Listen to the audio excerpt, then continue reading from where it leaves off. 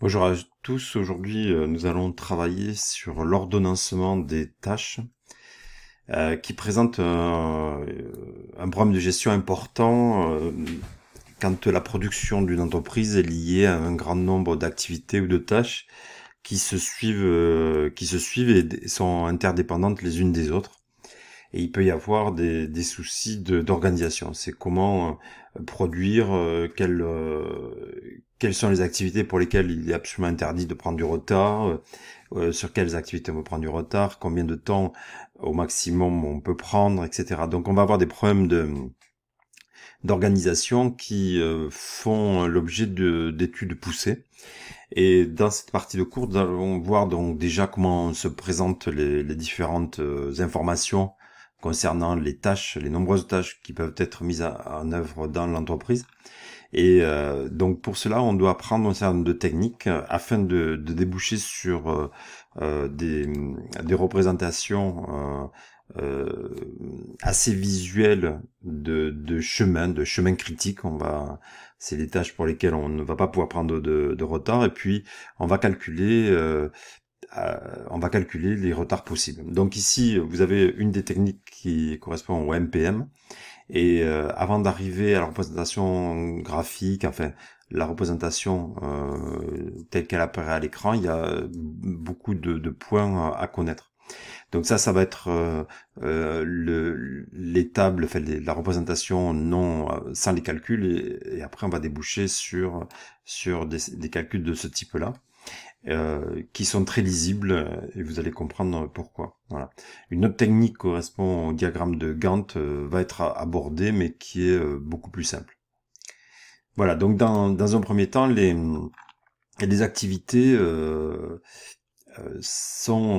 avoir des représentations différentes. Par exemple, on peut vous fournir des informations sous la forme d'une représentation sagittale, serrée avec des flèches. Voilà, donc ici on aura un exemple de représentation sagittale. On voit que la tâche B ne coincera qu'après la tâche A et la tâche C. Voilà, donc c'est simplement un chemin, des chemins de tâches. Une tâche ne peut commencer qu'après une autre, donc la représentation sagittale est assez simple à comprendre. Ensuite, vous avez des représentations sous forme de matrice. Bien quand on lit, on a ici sur la partie gauche les sommets d'origine, les sommets d'arrivée, et lorsque on a un lien entre le sommet d'arrivée et le sommet d'origine, on va retrouver une valeur 1. Donc ça veut dire que il va exister un lien entre A et B. Ça veut dire qu'on va avoir on pourrait mettre une flèche si de ce tableau on faisait la représentation sagittale, on mettrait une flèche entre A et B. Voilà.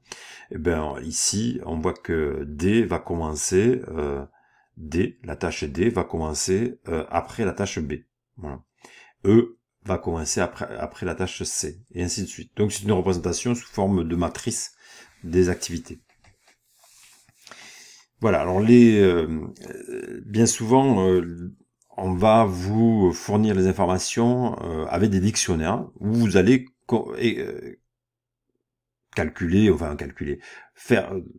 représenter l'information sous forme de dictionnaire. Alors deux formes de dictionnaires, c'est le dictionnaire des précédents ou le dictionnaire des suivants, mais en fait on va se servir essentiellement dans les méthodes qu'on va aborder maintenant, des dictionnaires des précédents. Donc par exemple, si vous avez l'activité A qui va représenter un sommet, ici on vous dit il n'y a pas de précédent, donc on va commencer par l'activité A. L'activité B, elle ne pourra commencer qu'après l'activité A et C, et ainsi de suite. Donc on a ce dictionnaire des précédents qui s'appelle aussi tâches antérieures. Donc on va avoir une tâche et puis les tâches antérieures. Le dictionnaire des suivants, de la même logique, après la tâche A, on aura la tâche B, mais on s'en servira peu dans les applications. Voilà, donc on va chercher à représenter, à calculer des niveaux.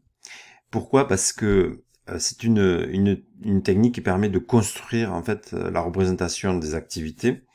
Et quand on a 30, 40 tâches, et qu'on a juste des valeurs, en fait des tâches A, B, C, D, E, F, G, H, I, etc.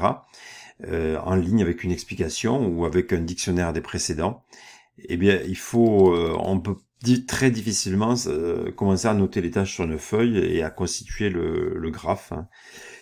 Donc pour ça, on va étudier, on doit connaître la technique de calcul des sommets. Donc les numéros de sommets, ben ça va représenter des colonnes. Ici des colonnes. Alors dans certaines formations, on représente des lignes. Enfin, là, les représentations peuvent être diverses, hein. Nous, on a choisi de représentation plutôt en ligne, hein, plutôt qu'en colonne. Donc ici, on va avoir les premiers sommets. Donc on va les appeler les sommets niveau 0, et puis les sommets niveau 1, sommets niveau 3, 4 et 5. Voilà. Et on verra plus tard qu'on va intégrer une matrice début, une matrice fin, et vous comprendrez pourquoi. Donc voilà, donc ça pour apprendre, quand on a une grande liste d'activités, de tâches imbriquées les unes dans les autres, eh bien il faut savoir comment on détermine ces sommets. Une fois qu'on a déterminé qu'au niveau 0 des sommets, les premiers sommets c'est A et B et D, eh bien quand on va commencer à représenter avec sa page blanche, on marquera A, D, B, C, H, I, E, etc. Et on tracera les flèches pour relier les activités entre elles. Voilà, alors pour ça, donc ici, par exemple, ici on voit le niveau 0, c'est les tâches A et D, niveau 1, B, et niveau 2, C. Voilà, au niveau de la normalisation, ça pourrait être niveau 1, 2, 3, sachant qu'il y a une activité début ici et fin après en MPM. Donc voilà, là, vous avez une représentation, c'est un projet qui nécessite la réalisation de 10 tâches, avec des conditions d'antériorité, avec les durées qui sont données en semaine sur la partie droite. Donc on voit ici des informations, on a des tâches qui pour lesquelles on va nous fournir les tâches antérieures. Voilà. Donc du coup, à partir de là, il faut déterminer les sommets. Comment on va faire pour déterminer les sommets? Alors dans le cours papier que je vous ai fourni, on va utiliser cette technique. Voilà, donc vous avez le détail de tout ce que je vais vous expliquer sous format Excel. Donc vous le retrouverez sur le document papier. Donc on voit qu'on va avoir des tâches, des activités ou tâches qui vont être affectées au niveau 0, niveau 1, niveau 3, niveau 3, 4, niveau 4. Voilà. Donc je vais reprendre ce tableau-là dans Excel pour vous expliquer.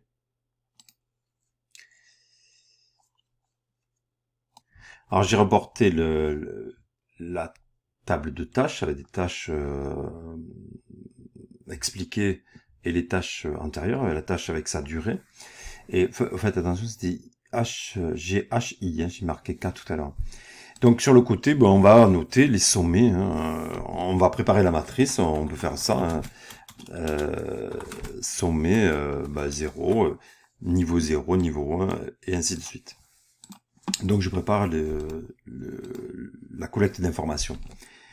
Bon, déjà, on va chercher par rapport aux tâches quelles sont les tâches pour lesquelles il n'y a pas de tâche antérieure. On sait que s'il n'y a pas de tâche antérieure, c'est les premières à devoir être activées dans le process. Donc on voit ici, je vous les ai mis en jaune, qu'on a deux tâches, la tâche A et D. Donc on sait que au départ, on a deux tâches qui doivent être activées au commencement du process, la tâche A et D. Alors, une fois qu'on a positionné dans le tableau de suivi des sommets une tâche, en fait, on a deux possibilités. Alors, quand on est sur papier, on la raye. Quand on est sur informatique, on la fait disparaître. Voilà, donc ces deux tâches ont déjà été positionnées dans A et D.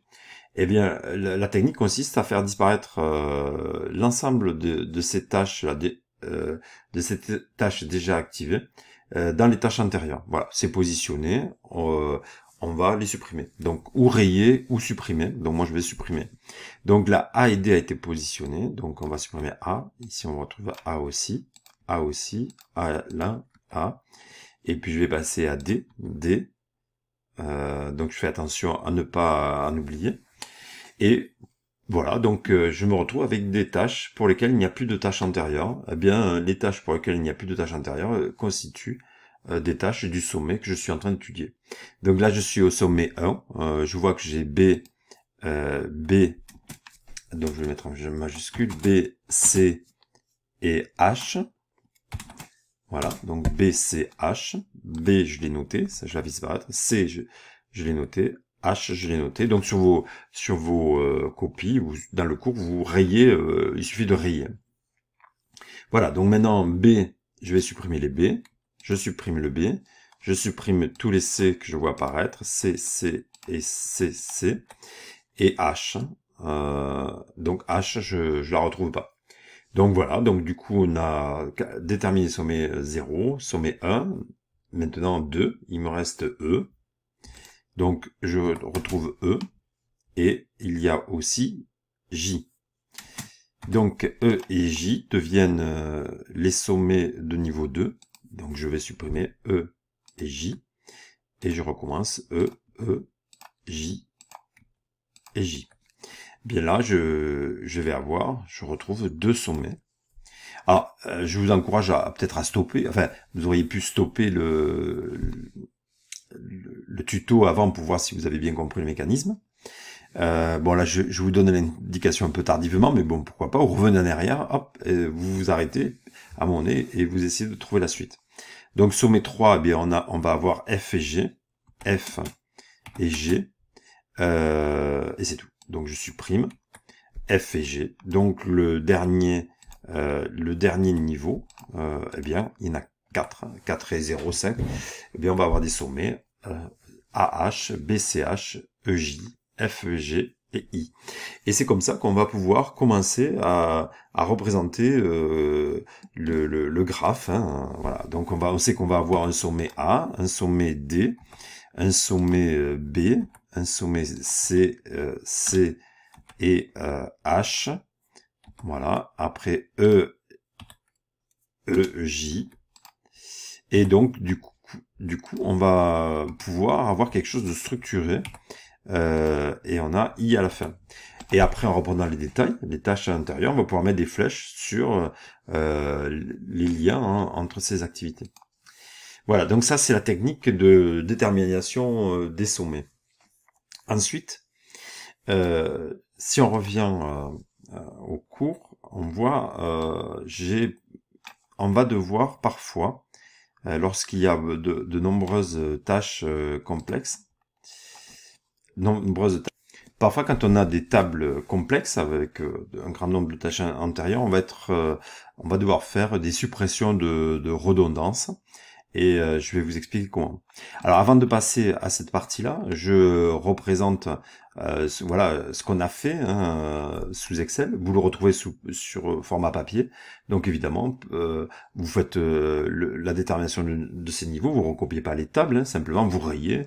Quand vous avez trouvé des tâches de niveau, ben, vous les rayez et puis petit à petit vous notez l'information sur un seul document. Bon là c'est mis en plusieurs fois simplement pour une question de compréhension et d'explication. Donc voilà, donc ça c'est dans cette partie-là, il faut connaître la technique de suppression des redondances. Alors qu'est-ce que c'est? Quand on a un tableau de tâches avec les tâches antérieures, on a des redondances d'informations. Alors par exemple ici, quand on voit C, c'est une tâche C qui débute qu'après la tâche A. Donc on voit C débute après la tâche A. Et quand on voit la tâche E, on a tâche antérieure A et C. Ben, si on voit que donc on a A et C, mais c'est lorsqu'on regarde la tâche A, on voit qu'elle vient après la tâche quand la tâche C, pardon, quand on voit la tâche C ici, on regarde, on sait que la tâche C intervient après la tâche A. Donc il y a une redondance d'informations puisque on vous dit que la tâche E commence après la A et la C. Ben évidemment, puisque la C ne peut commencer qu'après la tâche A. Donc ici on a une redondance d'informations. Et c'est pour ça qu'on va déterminer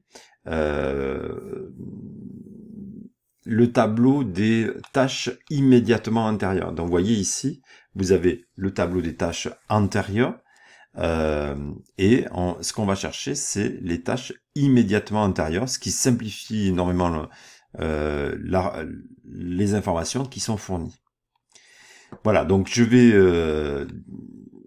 on va en voir en détail ce petit tableau, puis on va le toiletter pour déterminer les tâches immédiatement antérieures. Je vais utiliser Excel pour la démonstration. Donc voilà, je suis retourné sous Excel, et puis on va épousseter, donc voilà, donc on va déterminer les tâches immédiatement antérieures en supprimant les redondances d'informations. Donc A, bon, on peut pas y toucher, B non plus, il n'y a qu'une tâche, C non plus, il n'y a qu'une tâche, D non plus.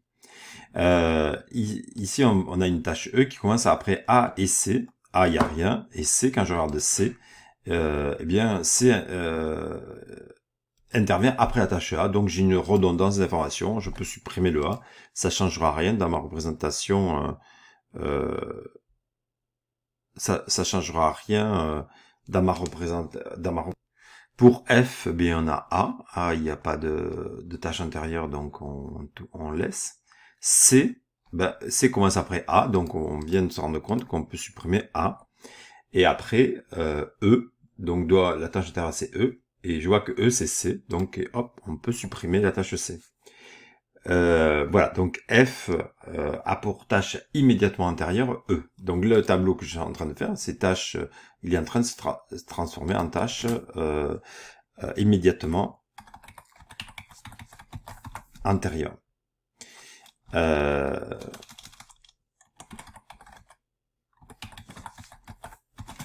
Voilà, donc je suis en train de transformer le tableau. Ensuite, G, bon mais A, on le laisse. B, c'est après A, donc ça je peux le supprimer. C, c'est après... C, c'est après... donc on a dit G, ensuite B. B, c'est après A, donc on l'a supprimé. Ensuite, C, c'est après A, mais on l'a déjà supprimé. Et J, c'est après A et C. Donc, on peut supprimer A et C. Donc, on a dit J, c'est avant A et C, donc je peux supprimer. J, pour tâche intérieure A et C, donc je peux supprimer C. Voilà, donc je retrouve à B et J. H, on peut rien changer, c'est D. Et maintenant, I, donc I, A, bon, rien. B, c'est après A, donc je peux le supprimer. C, c'est après A, donc je fais rien, je l'ai déjà supprimé. E, c'est après C, donc je peux supprimer C. E, c'est après C, on l'a déjà supprimé. F, c'est après E, donc on peut supprimer E. G, c'est après B et J, donc je peux supprimer B. Voilà. Et F, G. Donc G, je l'ai dit, c'est B. J, on peut supprimer A et C. Voilà, donc on a dit G, on pouvait supprimer B, c'est déjà fait. Il y avait J aussi, donc on peut supprimer J. Et puis J, c'est A. Et C, c'est après A, donc je peux supprimer ce document, ça. Donc voilà, donc on se retrouve avec tâche immédiatement antérieure après le toilettage, avec une liste de tâches qui est nettement plus réduite. Voilà, si vous le retrouvez ici, tâche immédiatement antérieure, donc simplifiée. Voilà, vous avez toutes les explications dans le document de manière écrite. Voilà, donc quand on refait la représentation sagittale du graphe sans les redondances, eh bien on va retrouver les niveaux comme ça, 1, 2, 3, 4. Alors ceci dit là, ces représentations sagittales, c'est juste pour vous montrer la technique. On n'est pas obligé de repasser à chaque fois par cette représentation-là. Une fois qu'on a compris la technique, eh bien on passe au MPM comme je vous l'ai montré. Donc on va passer au MPM qui est très similaire à la méthode de perte. Donc du coup, on peut aborder une seule des deux méthodes. Simplement, le MPM va se représenter souvent avec plutôt des cases avec des cadres, et le MPM souvent le représente par des systèmes de ronds. Voilà, dans les deux cas, il faut tracer un graphe de tâches. Dans les deux cas, on cherche à déterminer les dates au plus tôt, date de début au plus tôt et date de début au plus tard. Dans l'un, les tâches sont séparées par des carrés, l'autre des ronds. Donc, je vais m'attacher ici au NPM. Alors, le NPM va utiliser de ce type de représentation avec le nom de la tâche en bas ou en haut, ça dépend de voilà, la représentation peut varier. Hein. Ici, dans ce que je vais vous présenter, les noms des tâches seront notés ici. La durée de la tâche peut être notée sur la flèche ici, ou alors elle est fournie à côté du nom de la tâche. Par exemple, 6 semaines, par exemple X, ça sera X6, et où on peut retrouver l'information sur la flèche. Dans Excel, il est plus pratique de noter la durée de la tâche à côté du nom de la tâche. Donc au-dessus, vous allez avoir deux dates. La date de début au plus tôt, la date de début au plus tard. Ça veut dire que là, si on n'a pas la même date, ça veut dire qu'on peut prendre du retard pour le démarrage de la tâche X. Et voilà, donc partout, à chaque fois, vous aurez date de début au plus tôt, date de début au plus tard. Alors le graphe, les sommets sont placés par niveau, je l'ai déjà montré tout à l'heure. Pour cette technique permet de ne pas encombrer avec de nombreux arcs qui se croisent. Et en général, on commence par un sommet début et un sommet fin. Parfois ici, parfois dans certaines représentations, on ne met pas le début, mais vous voir que juste après, je mets systématiquement un sommet début. Voilà. Alors le sommet début, c'est début 0, 0, et puis deux flèches pour les tâches, les sommets de niveau 0.